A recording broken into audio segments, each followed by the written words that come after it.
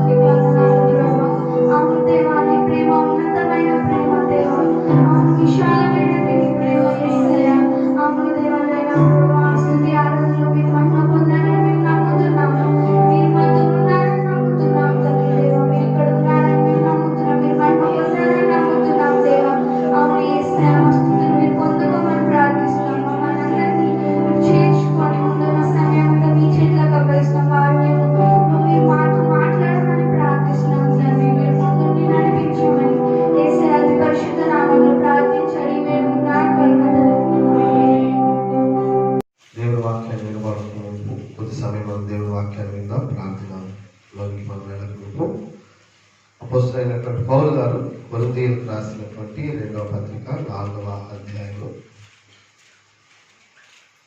16వ వచనాన్ని నేను చదువుతున్నాను, గమనించాను.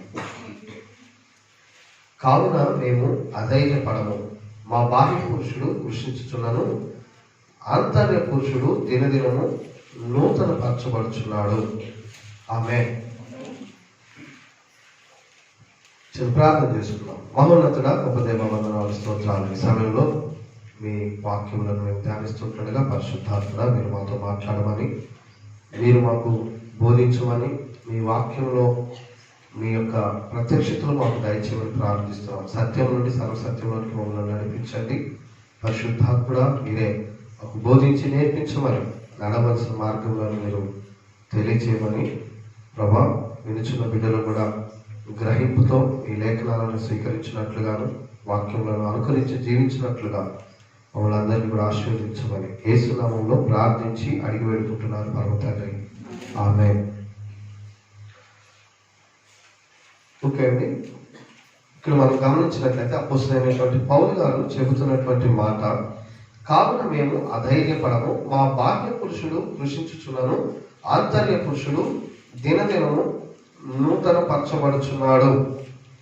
ఇక్కడ మనం గమనించినప్పుడు బాహ్య పురుషుడు, అంతరంగ పురుషుడు అని చెప్పేసి ఆయన మాట్లాడటం అనేటటువంటిది మనం చూస్తున్నాం. బాహ్య పురుషుడు అంటే మన యొక్క దేహము, మన యొక్క శరీరము. అంతర్య పురుషుడు అంటే మన యొక్క ఆత్మల గురించి ఆయన మాట్లాడటం అనేటటువంటిది మనం చూస్తున్నాం. ఇక్కడ ఆ విధంగా ఉన్నటువంటి కొన్ని మాటలు మనం చూడగలం. బాహ్య పురుషుడు, అంతర్య పురుషుడు, దృశ్యమైనవి, అదృశ్యమైనవి, అదేవిధంగా క్షణమాత్రము ఉండేటటువంటివి, శాశ్వత కాలము ఉండేటటువంటివి, ఇట్లా నిత్యమైనటువంటివి, అనిత్యములైనటువంటివి అనేటటువంటి మాటలు చాలా ప్రాముఖ్యమైనటువంటి ఈ యొక్క 3 వచనాల్లో కూడా. బాహ్య పురుషుడు అనేటువంటి మన దేహాన్ని గురించి ఆయన మాట్లాడుతూ పైన అనేకమైన సువార్తల గురించి మేము దేవుని యొక్క సువార్తకు మేము ప్రతినిధులుగా ఉంటూ ఉన్నాము. సువార్త మాకు అప్పగించబడినది.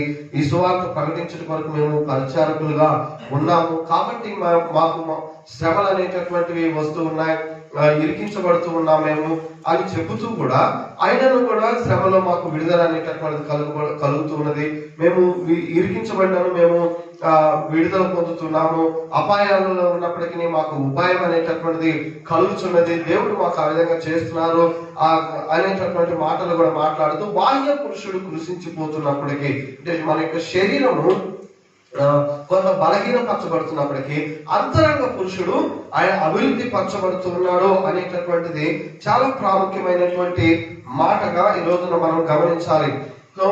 మనం ఉపవాసం నుండి మనం ప్రార్థన చేస్తూ ఉంటున్నటువంటి సమయంలో శరీరపరంగా నువ్వు కొంత తగ్గించబడుతున్నప్పటికీ నీ యొక్క ఉద్రేకములు అనేటటువంటివి, ఆలోచన విధానాలు అనేటటువంటివి, లేదా నీ స్వచిత్తం అనేటటువంటిది, ఇవంతా కూడా కొంత తగ్గించబడుతూ నీవు ఆ అంతరంగ పురుషులను అభివృద్ధి చెందటం అనేటటువంటిది, మనం అంతరంగంలో ఆత్మలో మనము నూతన పరచబడటం, ఆత్మలో మనం సున్నిత పరచబడటము, ఆత్మలో మనము అభివృద్ధి చెందటం అనేటటువంటిది చాలా ప్రాముఖ్యమైనటువంటి విషయం. మేము శరీరపరంగా మేము కొంత నేర్సిల్లుతున్నప్పటికీ, మేము కొంత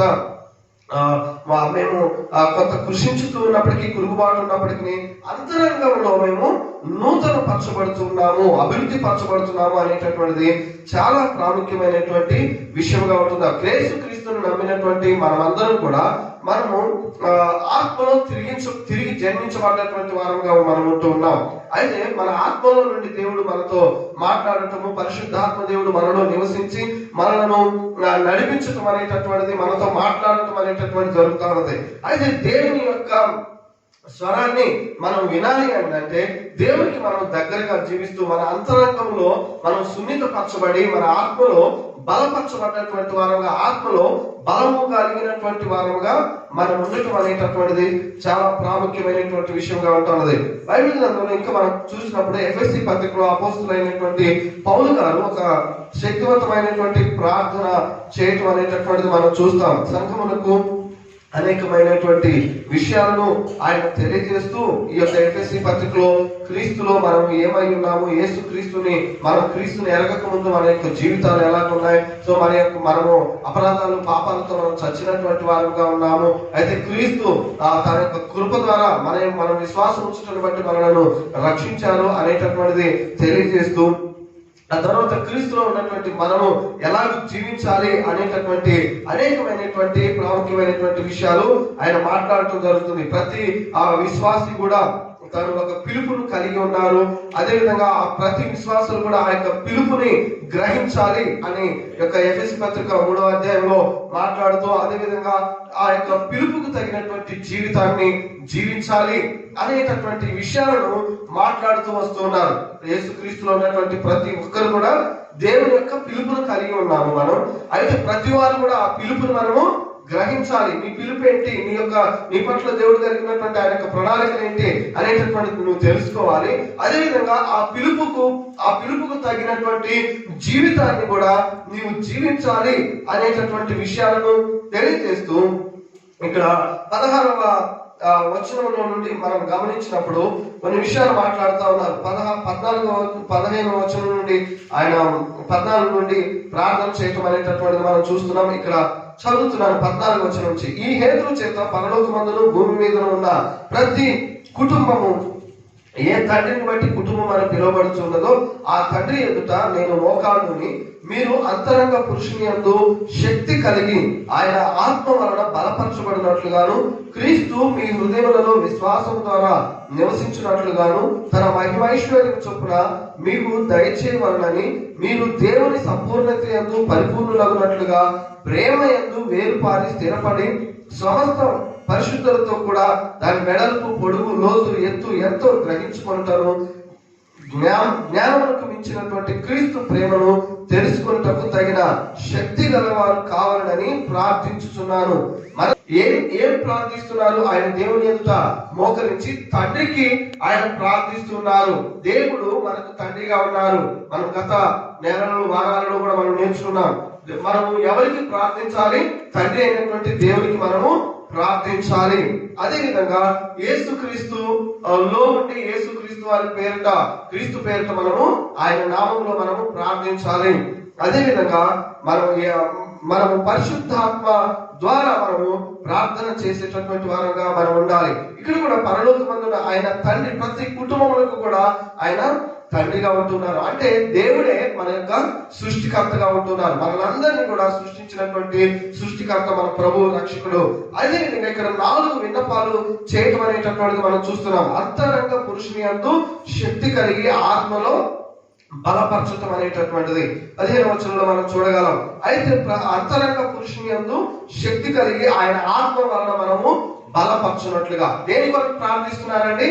అంతరంగ పురుషునిలో శక్తి కలిగటం కొరకు ప్రార్థిస్తున్నారు. రెండవదిగా క్రీస్తు మీ హృదయములలో విశ్వాసం ద్వారా నివసించున్నట్లుగా ప్రార్థన చేస్తున్నారు. మూడవది ప్రేమ యందు మీరు వేరు పారి స్థిరపరచబడాలి. పొడుగు వెడల్పు లోతు ఎంతో మీరు తెలుసుకొని ప్రేమలో మీరు దేవుని యొక్క ప్రేమలో మీరు స్థిరపరచబడినట్లుగా అని ప్రార్థన చేస్తున్నారు. అదేవిధంగా ఇంకొక విషయం ఏంటి అని అంటే మీరు దేవుని యొక్క సంపూర్ణత యందు మీరు పరిపూర్ణులు కావాలి.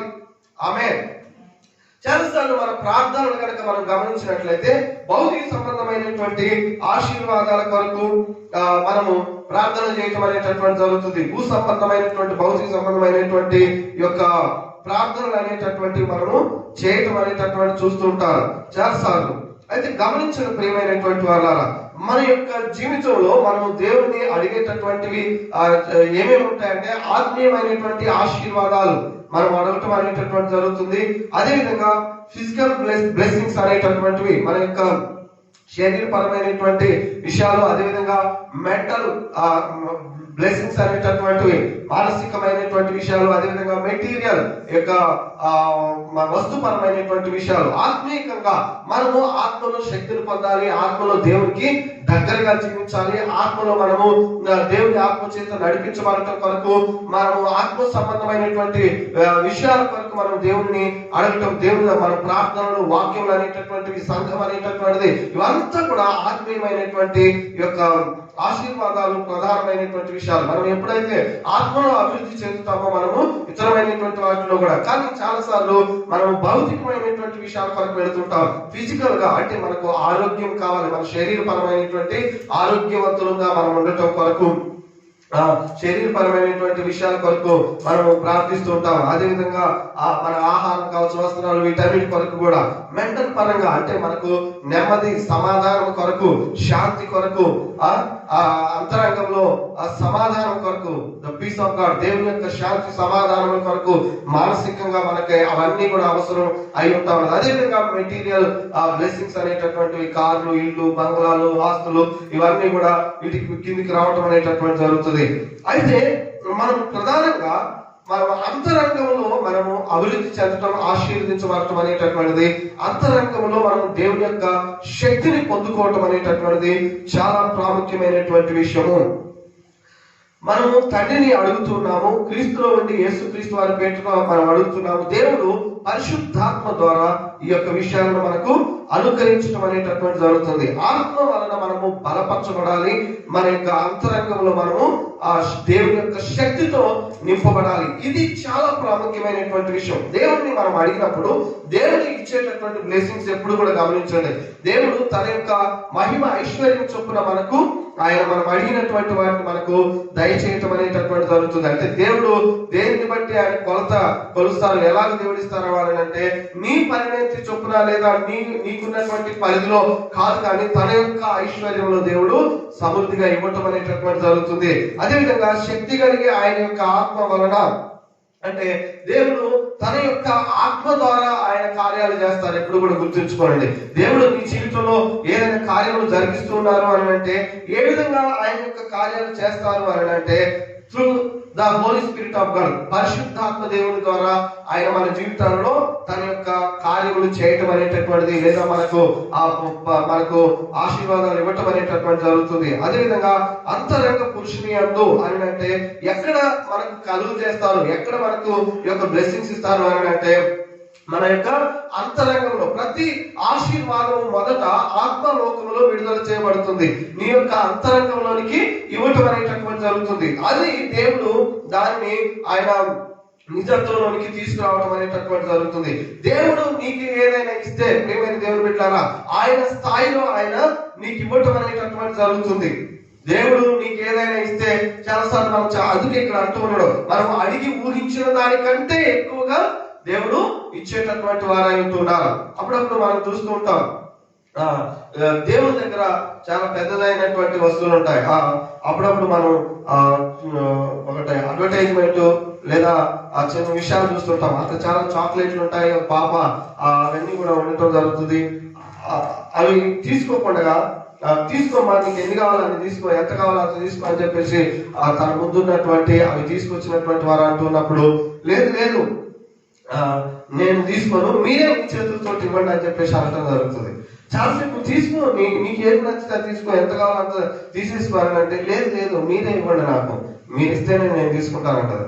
ఆ తర్వాత వారు 2 చేతులు తీసి ఇచ్చినప్పుడు ఆ చేతులు పట్ట, వాళ్ళకి పెద్దవాళ్ళ చేతులు పట్టక మంచిగా తన యొక్క గౌన్ పట్టుకొని అవన్నీ కూడా తీసుకోవటం జరుగుతుంది. అంటే ఎందుకు, నేను తీసుకుంటే నాది చిన్న చెయ్యి 1-2 కొన్నే వస్తాయి, కానీ మీరు ఇస్తే 2 చేతులతోటి పెద్ద ఒడిలో నాకు వస్తాయి అనేటటువంటి ఆశ. అదేవిధంగా చాలా సార్లు మనం ఏం చేస్తామంటే మన శక్తి సామర్థ్యానికి సరిపోయినటువంటి విధంగా మన ఆలోచన పరిధిలో మనం ఆలోచిస్తూ దేవుడి దగ్గర నుంచి మనం పొందుకోవటం కొరకు నేను అడుగుతుంటాం. కానీ దేవుడు ఇచ్చేటటువంటిది చాలా ఉన్నతమైనటువంటి ఆశీర్వాదంగా ఉంటా ఉన్నది. అదేవిధంగా దేవుడు తాను చేయాలనుకున్నటువంటి పనులు తన యొక్క ఆత్మ ద్వారా, పరిశుద్ధాత్మ ద్వారా దేవుడు చేయటం జరుగుతుంది. దేవుడు పని చేయటం గనక దేవుడు పని చేసినట్లయితే ఆయన అంతరంగంలో మొదట నీ యొక్క అంతరంగంలో నుండి, ఆత్మలో నుండి ఆయన పని చేయటం అనేటటువంటిది జరుగుతుంది. ప్రియమైనటువంటి వాళ్ళ ఇక్కడ పౌలు గారు చెప్తున్నటువంటి మాట అదే. ఈ విషయాన్ని ఇదే విషయాలు కొద్ది సమయం మనము గమనించాలని కోరుతున్నారు. ఒక విశ్వాసి పతనమైనప్పుడు, ఒక విశ్వాసి ఆత్మలో అభివృద్ధి చెందకుండా ఉన్నారు అనటానికి నిదర్శనం ఎలా తెలుస్తుంది? బాహ్య పరంగా మనం చేసేటటువంటి ప్రతిదీ కూడా అది మొదటగా గమనించండి, శరీరంలో అది ఏదైనా కానీ ఒకటి బాహ్యపరంగా ఒక క్రియ, ఒక మాట, ఒక పనులు కావచ్చు, అవన్నీ కూడా బయటకి కనిపిస్తున్నాయి అని అంటే అది మొదట డైరెక్ట్ గా బయటకు వచ్చేటటువంటిదిగా ఉండదు. మొదట ఏమవుతుందంటే అది నీ అంతరంగంలో ప్రారంభం అవటం అనేటటువంటి జరుగుతుంది. అది ఒక ఆలోచనగా ఉంటూ అది నీ యొక్క కోరికలుగా మార్చబడి, అదేవిధంగా అది నీ యొక్క ఆశలుగా ఇచ్చలుగా ఉంటూ అది నీ యొక్క చిత్తము ద్వారా, నీ ఇష్టపూర్వకంగా అది జరగటం అనేటటువంటిది జరుగుతుంది. చాలా సార్లు ఏదైనా తప్పు జరిగినప్పుడు నాకేం తెలియదండి, నాకు తెలియకుండా అదంతా కూడా జరిగిపోయింది, అసలు అది ఎట్లా చేసినానో నాకు కూడా తెలియదు అనేటటువంటి విధంగా మాట్లాడుతున్నారు. అట్లా ఏం లేదండి. దేవుడు ప్రతి వ్యక్తికి కూడా స్వచిత్తం అనేటటువంటిది ఇచ్చిండు. నాకు తెలియకుండా అనేసిన ఆ మాట అని అంటుంటారు, నాకు తెలియకుండా చేసేసిన ఆ పని నేను ఇట్లా అనుకోలేదు అని అంటున్నారు. లేదు నీకు ఖచ్చితంగా తెలుసు. దేవుడు మా ప్రతి ఒక్క వ్యక్తికి కూడా నీకు స్వచిత్తాన్ని అనేటటువంటిది ఇవ్వటం జరిగింది. ఆ యొక్క నువ్వు ఒక క్రియను, ఒక కార్యాన్ని చేయకముందు నీవు మొదటిగా నీవు దాని గురించి నువ్వు ఆలోచించడం అనేటటువంటి జరిగింది. అది నీ కోరికలుగా, నీ యొక్క ఇష్టంగా, నీ యొక్క ఆశగా మార్చడం అనేటటువంటిది నీ సొంత నిర్ణయం చొప్పున నీ ఇష్టానుసారంగా నీవు ఆ పనిని చేయటం అనేటటువంటిది జరుగుతూ ఉన్నది. అయితే పాపం చేయటం అనేటటువంటిది నీ యొక్క సొంత నిర్ణయమై ఉంటా ఉన్నది. ఆదాము అవలైనటువంటి వారు కూడా పాపం చేసినప్పుడు గమనించండి, అవ్వ ఒక్క రోజుగా వెళ్ళిపోయి ఆ పండును తీసుకోలేదండి. మొదట దానిని చూడటం అనేటటువంటిది, తర్వాత దానిని పదే పదే ఆశించటం అనేటటువంటిది, దానిపైన ఆకర్షించబడటం అనేటటువంటిది, తన ఆలోచనలో ఎంతో ఇది దేవుడు వద్దన్నారు కదా, తర్వాత అది నాకు ఇష్టమైనది, ఒకసారి తింటే ఏం కాదని చెప్పేసి తను ఎన్నో ఆలోచన చేసి ఆ విధంగా దశ తర్వాత ఒక్కొక్కటి స్థానం తర్వాత తను ఆ విధంగా వెళ్ళి ఆ యొక్క దేవుడు చేయవద్దన్నటువంటి పనిని చేయటం, దేవుని ఆజ్ఞను అతిక్రమించటం అనేటటువంటి జరిగింది. ప్రతి వ్యక్తి కూడా ఒక పతనం అనేటటువంటిది ఒక్కసారిగా ప్రారంభించబడేటటువంటిది కాదు. ఎవరైనా సరే ఆత్మీయంగా ఒకవేళ నువ్వు ఈ దినాన ఒక పతనమైనటువంటి స్థితిలో, ఒక పాడైనటువంటి స్థితిలో కనుక నువ్వు ఉన్నట్లయితే ఒక్క రోజుగానే నువ్వు ఆ పరిస్థితికి రాలేదు. నువ్వు అనేక దినములుగా నువ్వు దానిని ఆలోచిస్తూ వచ్చినావు. ఆ విధానంలో నువ్వు నిర్ణయాలు తీసుకుంటూ ఆ విధానంలో నువ్వు క్రియలు చేయటం ద్వారా ఆ విధమైనటువంటి స్థితిలోనికి, అదే విధంగా పవిత్రంగా జీవించటం అనేటటువంటిది, పరిశుద్ధంగా జీవించటం కొరకు మనం నిర్ణయం జీవించటం అనేటటువంటిది కూడా నీ నిర్ణయం పైనే ఆధారపడి ఉన్నది. పరిశుద్ధంగా కూడా ఒక్కసారిగా మనం వెళ్ళలేము. దేవుడు మనలను ఆత్మను పరిశుద్ధపరిచారు, ఆయన మనలను నీతిమంతులుగా తీర్చారు. అయితే నీ అంతరంగంలో ఉన్నటువంటిది బాహ్య రూపంలో రావటం కొరకు దేవుని వాక్యాలను నువ్వు ఆలోచించటం అనేటటువంటిది, దేవుని వాక్యానుసారమైనగా నువ్వు చేయటం కొరకు, జీవించటం కొరకు నీవు నిర్ణయాలను తీసుకొని ఆ విధంగా చేసినప్పుడే ఖచ్చితంగా అది నిజ రూపంలోనికి రావటం అనేటటువంటి జరుగుతుంది. గమనించండి ప్రియమైనటువంటి వాళ్ళ, మన అంతరంగం అనేటటువంటిది చాలా ప్రాముఖ్యమైనటువంటి విషయం. దేవుడు నీ అంతరంగంలోనికి ఆయన శక్తిని ఇవ్వటం అనేటటువంటి జరుగుతుంది. దేవుడు తన ఆత్మ ద్వారా నీ అంతరంగంలో నిన్ను మొదటిగా బలపరచడం అనేటటువంటి జరుగుతుంది. ఎందుకు అని అంటే పతనం అనేటటువంటిది అంతరంగంలోనే జరిగింది. కాబట్టి నీ శరీరాన్ని కాదు ఆయన బలపరిచేది. ఇప్పుడు మనకు బాధలు, కష్టాలు, శ్రమలు అనేటటువంటివి ఎక్కడుంటాయండి? మొదట నీ అంతరంగంలో ఉంటాయి. ఒత్తిడి అనేటటువంటిది, ప్రెషర్స్ అనేటటువంటివి, ఇదంతా కూడా నాకు హెడేక్ వస్తుందండి, బాగా ఆ ప్రెషర్స్ అయిపోయినాయి అని అంటారు. ఎక్కడ స్టార్ట్ అవుతుంది? ఇదంతా కూడా నీ మనసులో, నీ అంతరంగంలో ఇదంతా కూడా ప్రారంభించడం అనేటటువంటిది జరిగింది. అదే విధంగా సో వీటన్నిటిలో నుంచి మనము బయటకు రావటం కొరకు దేవుడు కూడా దేవుడు తన శక్తితో ఆయన నిన్ను నింపటం అనేటటువంటిది, తన యొక్క పరిశుద్ధాత్మ ద్వారా ఎక్కడ కార్యం చేస్తారు అని అంటే నీ అంతరంగంలోనే తన కార్యాన్ని కూడా ప్రారంభించటం అనేటటువంటిది జరుగుతూ ఉన్నది. అయితే గమనించండి, ఎందుకు దేవుడు అంతరంగంలో కార్యం చేస్తారు? ఉదాహరణకి మీకు కడుపు నొప్పి వస్తుంది, లేదా హెడేక్ వస్తుంది, కొన్నిసార్లు కొంత జ్వరం రావడం జరుగుతుంది. ఇట్లాంటి పరిస్థితులప్పుడు డైరెక్ట్ గా మొదట ఏం చేస్తారంటే హాస్పిటల్కి వెళ్ళకుండా మెడికల్ షాపులకు వెళ్ళి అక్కడ టాబ్లెట్లు తెచ్చేసుకుంటారు. త్వరగా బాగా హెడేక్ ఉన్నాయి, తగ్గేటట్లు ఏమంటే వాళ్ళు డబ్బులు తీసుకుంటారు, ఇవ్వటం జరుగుతుంది. ఇస్తే వాళ్ళు ఇచ్చేటటువంటిది ఏం జరుగుతుంది అని అంటే పైన వచ్చేటటువంటి ఆ యొక్క నొప్పి తగ్గిపోవటం కొరకు వాళ్ళు టాబ్లెట్లు ఇవ్వటం అనేటటువంటి జరుగుతుంది. అదే డాక్టర్ గారి దగ్గరికి వెళ్ళిన తర్వాత అసలు ఆ నొప్పి ఎక్కడ ప్రారంభమైంది, ఎందుకు ప్రారంభమైంది, ఆ నొప్పి ఎందుకు వస్తుంది అని చెప్పేసి స్కానింగ్ అంటాడు, ఎక్స్రే అంటాడు, ఇంకా ఏమేమో అంటారు చేసి అక్కడ నుండి ఆ యొక్క ట్రీట్మెంట్ అనేటటువంటిది స్టార్ట్ చేయటం. అదంతా కూడా కంప్లీట్ గా డాక్టర్ గారి దగ్గరికి వెళ్ళిన తర్వాత మేము ఇంత డబ్బు పెట్టినాము, ఇన్ని మా మెడిసిన్స్ ఇచ్చినారు, అవి వాడినాను, 2 రోజులు అయింది అన్నా కానీ కూడా మనకి పెద్దగా వ్యత్యాసం కనపడదు. కానీ ఏం జరుగుతుందంటే లోపల నుండి ట్రీట్మెంట్ జరుగుతూ దాని యొక్క వేదనతో సహా ఆ వ్యాధి ఇంకొకసారి నీకు రాకుండా సంపూర్తిగా స్వస్థపడేటటువంటి విధంగా ఆయన నీకు ట్రీట్మెంట్ చేయడం జరుగుతుంది. బయట నుండి తెచ్చుకున్న టాబ్లెట్ ఏమిటంటే అప్పటికప్పుడు పైన పెయిన్ తగ్గుతుంది, కానీ లోపల ఉన్నటువంటి ఆ వ్యాధి అలాగనే ఉండటం జరుగుతుంది. అది తిరిగి మళ్ళా రావటం అనేటటువంటి జరుగుతుంది. చాలా మంది అట్లా అలవాటు పడిపోతుంటారు, ఎన్నో గోళ్ళు తెచ్చుకుంటారు, తీసుకొని వేసుకోవటం జరుగుతుంది. కానీ గమనించండి, సో డాక్టర్ గారి దగ్గరికి వెళ్ళినట్లు అట్లానే దేవుడు కూడా నీ పైన ఉన్నటువంటి నిన్ను పైన మెరుగులు చేసి పైన నిన్ను విడుదల చేసేటటువంటి ప్రక్రియ కాదు, కానీ నీ యొక్క అంతరంగంలో నుండి ఆయన పని చేయటం అనేటటువంటిది ప్రారంభం చేస్తారు. దేవుడు తన యొక్క శక్తి పైన నీవు కనుక ఆధారపడితే తన దైవికమైనటువంటి ఆ యొక్క జీవితాన్ని జీవించడం కొరకు ప్రభు నీకు అంతరంగంలో నుండి ఆయన శక్తిని ఇవ్వటం అనేటటువంటిది జరుగుతా ఉన్నది. ఈ యొక్క అంతరంగం, మన స్పిరిట్ అనేటటువంటిది మన జీవితానికి ఇది ఒక కేంద్రముగా ఉండటం అనేటటువంటి జరుగుతుంది. ఈ శక్తి మనకు పరిశుద్ధాత్మ ద్వారా దేవుడు ఇవ్వటం అనేటటువంటి జరుగుతుందండి. చెడు ఇది ఈ లోకంలో చాలా గొప్ప గొప్ప వ్యక్తులైనటువంటి వాళ్ళు ఉంటా ఉన్నారు. అయితే వారు ఈ యొక్క చెడు పైన లేదా ఈ యొక్క దురాత్మల యొక్క ప్రభావం పైన, చీకటి పైన, అదేవిధంగా మానవుని యొక్క మరణం పైన అధిగమించి వారు దాన్ని ఓవర్కమ్ చేసి వారికి ఉన్నటువంటి జ్ఞానంతో, టెక్నాలజీతో ఎవరు కూడా మరణాన్ని జయించేటటువంటి విధంగా లేదా చీకటి శక్తుల పైన, పాము పైన జయించేటటువంటి ఆ పరిస్థితి లేదు. కానీ పరిశుద్ధాత్మ శక్తి ద్వారా వీటన్నిటిలో నుండి కూడా మనం విజయం పొందగలము. ఆమేన్, హల్లెలూయా. ఈ లోకంలో ఉన్నటువంటి మనుషులందరూ కలిసి ఏదైతే చేయలేరో పరిశుద్ధాత్మ దేవుడు, ఆయన చిటికలో దేవుడు మన కొరకు ఆ కార్యాలు చేయగలుగుతారు. ఆమేన్. అందుకొరకు నీవు, నేను, మనమందరం కూడా అనుదినము దేవుని యొక్క ఆత్మ చేత నింపబడుతూ దేవుని యొక్క ఆత్మ చేత మనము నడిపించబడేటటువంటి వారముగా మనం ఉండాలి. హల్లెలూయా, హల్లెలూయా.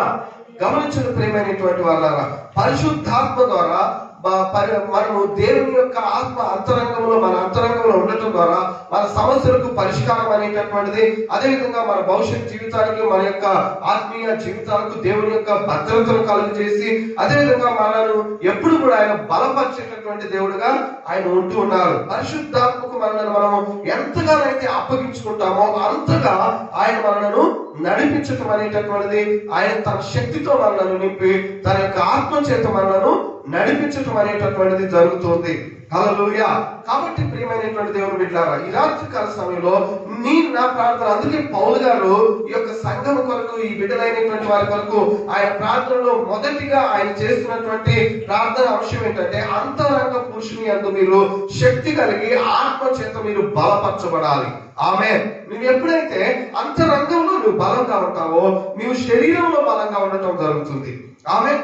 ఎప్పుడైతే నీ మాటలు, ఎవరైనా సరే ఇప్పుడు నీ మాటలలో మార్పు రావాలి, నీ యొక్క జీవించేటటువంటి జీవన విధానంలో మార్పు రావాలి, లేదా ఏదైనా ఒక చెడులో, ఒక పాపంలో నేను కూలిపోయాను, ఏ విధంగా నేను దీని నుండి బయటకు రావాలి అని చెప్పి కనుక నీవు అనుకుంటూ ఉన్నట్లయితే నీవు దేవునికి అప్పగించుకొని నీ సొంత శక్తితో, నీ సొంత జ్ఞానంతో, చాలా సార్లు మనము ఈ సమస్యలో నుంచి, ఈ యొక్క చెడు విషయంలో నుండి, ఈ యొక్క ఫోన్ కావచ్చు, లేదా టీవీ కావచ్చు, లేదా మాట్లాడేటటువంటి విషయంలో నా నోటిని అదుపు చేసుకోలేకపోతున్నాను, లేదా నా చూపును నేను అదుపు చేసుకోలేకపోతున్నాను, లేదా ఈ విషయాలలో నేను పడిపోయినటువంటి వ్యక్తిగా ఉంటున్నా, నేను మాటికి దీన్ని చేయొద్దనుకుంటున్నా కానీ చేసేటటువంటి విధంగా నేను ముందుకు వెళుతూ ఉన్నా, దీన్ని నేను జయించలేకపోతున్నాను అన్నటువంటి అలాంటి ఒక పాపము లేదా ఒక పరిస్థితి కనుక నీ జీవితంలో ఉన్నట్లయితే మన యొక్క సొంత శక్తితోటి ఈ యొక్క ఫోర్స్ ని, ఈ యొక్క ప్రభావాన్ని మనం అధిగమించలేము, మనం దాన్ని జయించి విజయవంతంగా జీవించలేము. కానీ మనం దేవునికి సమర్పించుకొని తల్లి అయినటువంటి దేవుని మనం పరిశుద్ధాత్మ యొక్క సహాయాన్ని మనం కోరినప్పుడు, నేను ఈ సమస్యల నుంచి, ఈ యొక్క పాపంలో నుంచి, ఈ పరిస్థితుల నుంచి నేను అధిగమించి జీవించాలనుకుంటున్నాను, నేను నా మాటలని నేను అదుపులో ఉంచుకోలేకపోతున్నాను, నా యొక్క చూపులని, నా నడవడికలని, ఈ విషయాల్లో నేను మాటికి తప్పిపోతున్నాను ప్రభా, దీన్ని సంపూర్తిగా నేను జయించి పరిశుద్ధంగా, పవిత్రంగా, మీ ఇష్టానుసారంగా నేను జీవించాలని కోరుతున్నాను అని కనుక మనం అనుకున్నట్లయితే నీవు పరిశుద్ధాత్మ దేవుడికి నీవు అప్పగించుకోవాలి. ఆమె నీ శక్తితో నన్ను నింపు ప్రభువా, నీ ఆత్మతో నన్ను నడిపించు ప్రభువా, నన్ను నీవు అంతరంగంలో బలపరచు. నువ్వు ఎప్పుడైతే అంతరంగంలో ఆత్మలో నువ్వు బలపరచబడతావో, నీవు బలంగా దేవుని యొక్క శక్తి చేత నీవు నింపబడి ఉంటావో, అప్పుడు ఆ సమస్యను దేవుని శక్తి ద్వారా మనం జయించగలుగుతాం. నా సొంత శక్తితోటి మనం జయించలేవు. 1 రోజు, 2 రోజులు, 3 రోజులు నీవు ఆ విధంగా ఉండగలుగుతావు. మరలా ఏదో ఒక శోధన నీ మీదకి వచ్చినప్పుడు ఆ నోటిలో నుంచి మాటలు బయటకు వచ్చేస్తా ఉంటాయి, అదే విధంగా ఆ పనుల్లోకి వెళ్ళిపోవటం అనేటటువంటి జరుగుతుంది. అయితే దేవుని శక్తితో మనం నింపబడి, దేవుని పైన మనం ఆధారపడి, దేవుని శక్తితో మనం నింపబడి, దేవుని సహాయాన్ని మనం తీసుకున్నప్పుడు దేవుడు వాటన్నిటి నుంచి కూడా మనము అధిగమించి జయ జీవితాన్ని జీవించడం కొరకు మనకు దేవుడు శక్తిని ఇవ్వటం జరుగుతుంది. హల్లెలూయా.